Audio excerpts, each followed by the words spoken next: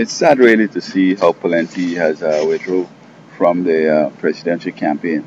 He'd been, angling himself and choreographing that he's going to run for long, and a little debate and then scoring too high, and he said, "I got to go." I mean, what kind of guy is that? Look the flat that the president is having right now. I mean, had he had a nice sail through, I mean, what would have happened now with all this flat? You would have, bump away and gone. So perhaps people are the ones that tell him, "You'll be a good president," but deep down in himself, he don't think that he has what it takes. So the slightest thing, he just say, "Man, I agree with you. Real self, let us go. You got to get out of here." I wonder how many more people like that. Um, I must commend him for being honest with himself. He can't make it. He doesn't have what it takes. And on the other hand, if he has what it takes and a little persistence, a little perseverance could have made a difference, well, then we're going to lose for that.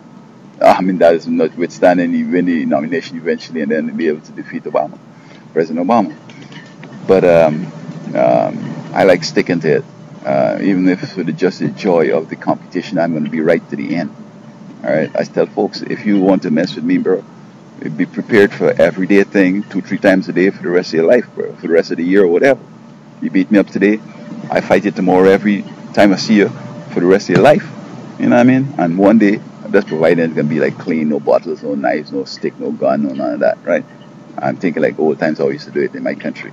I'll fight him every day for the rest of his life. And you know what? I'm going to win one day because when I lose, I'm going to go home and train, run more, lift weights, do some boxing, join a gym, whatever. So when I beat him, I'm going to beat him so convincingly, saying, "No mask, no mask."